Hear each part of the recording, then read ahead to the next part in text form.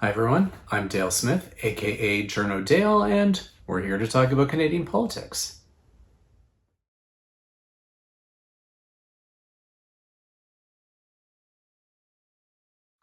With Parliament coming back in a couple of weeks, I figured we should take a few minutes to talk about Bill C-2, which is the government's big sprawling omnibus border bill. Because there's a lot of really problematic elements in it, and this is going to come up for debate fairly soon.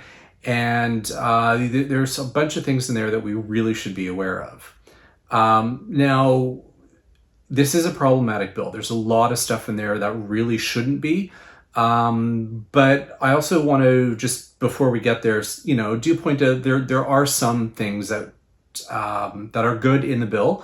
In particular, there's some strengthened provisions around things like money laundering and financial crimes and so on, and those are long overdue. The government promised a financial crimes agency years ago. It still hasn't been created. It doesn't look like this is going to actually create that agency, but it will create some other mechanisms that are necessary. So those are good things. There's a few other provisions in there around things like precursors for certain drugs, likely fentanyl, things like that. That kind of thing is probably necessary, but there's a lot of stuff in this bill that is really not good.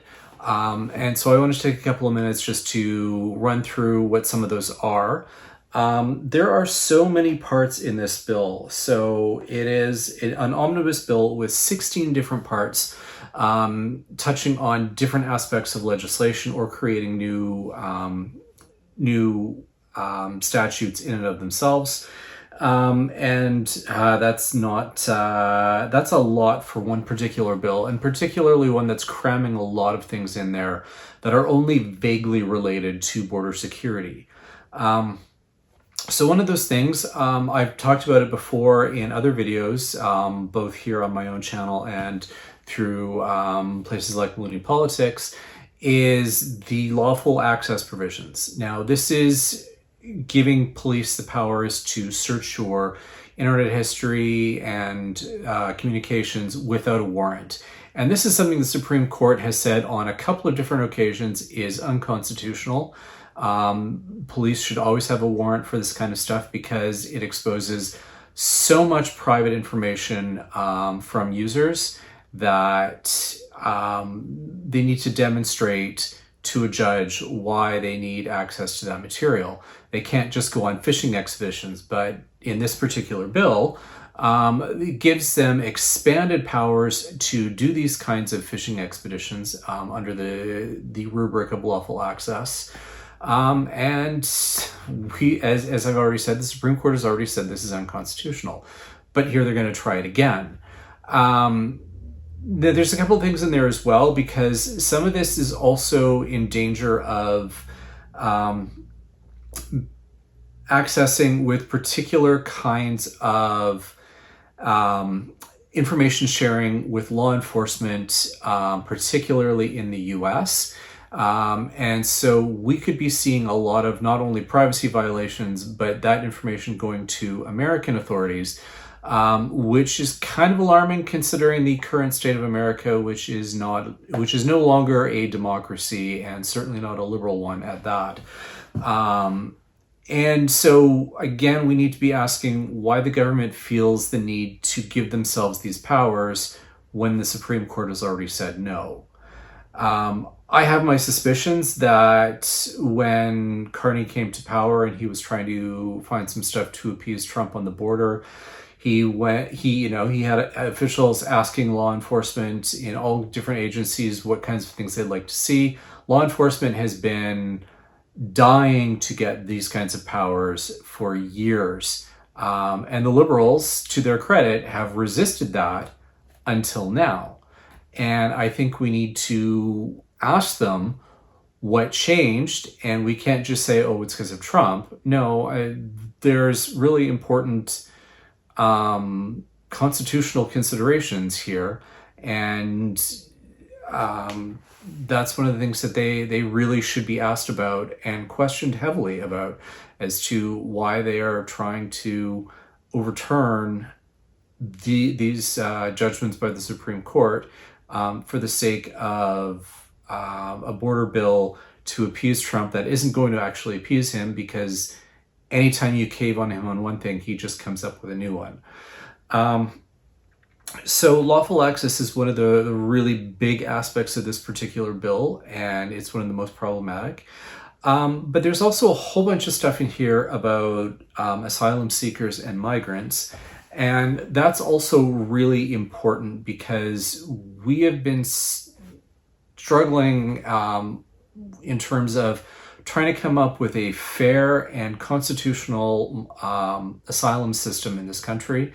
It's gone back and forth from fairly draconian means with few avenues for recourse for migrants or asylum seekers to become actual refugee claimants, and to places where they've got more procedural safeguards, which is what they need, because they are often dealing with a hostile system.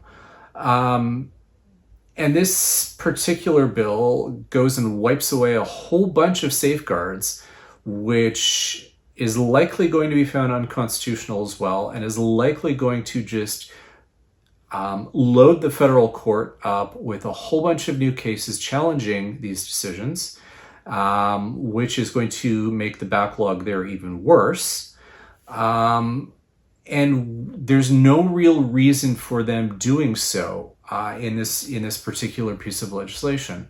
Yes, there can be tweaks to the asylum system. Most of it should involve adding resources so that things get processed quicker, so that there are more resources for claimants to be able to make their case. The drips and drabs of legal aid for asylum seekers that this government doles out every few years doesn't go very far. But there are people who genuinely need, safe refuge in Canada, and we have long provided that because it's a humanitarian obligation. But now we're looking to overturn a whole bunch of that for not really sure why. Really, again, this seems like it's one of these things where we're trying to appease Trump in some vague fashion, but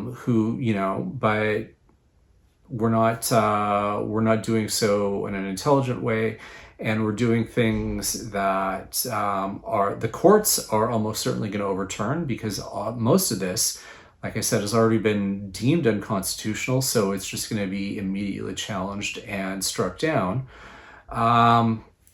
And they're burning a ton of goodwill that they earned over the election for no good reason.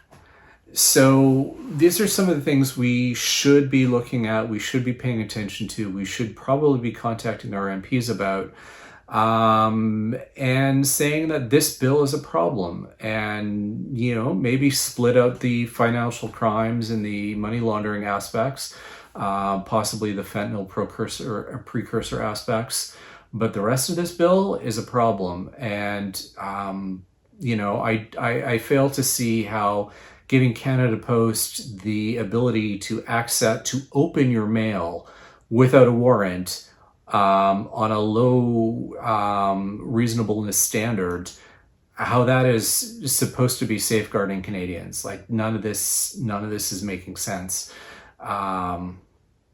It's violating civil liberties, and these are the kinds of things that Liberals used to be against. And now they've got a big bill stuffed full of all these things. And we should be asking them why. We should be telling them that this kind of thing is unacceptable. We should be telling them that these kinds of things are going to get struck down in the courts right away. So why they're wasting everyone's time and all kinds of money, which they are getting us into into a new age of austerity, but they're going to waste a bunch of money on these kinds of things that are getting challenged in the courts right away. None of this makes any real sense. So this is the kind of thing that we should be paying attention to once Parliament comes back, because These are the kinds of things that are going to be debated shortly thereafter, and these are the kinds of things that probably shouldn't pass in their current form. And that's everything for this week. Join us again next week for some more Canadian politics. I'm Dale Smith. That's at journo_Dale on Twitter and journodale no_ on Bluesky. And don't forget to like the video, share, subscribe, and support us on Patreon. Thanks, everyone.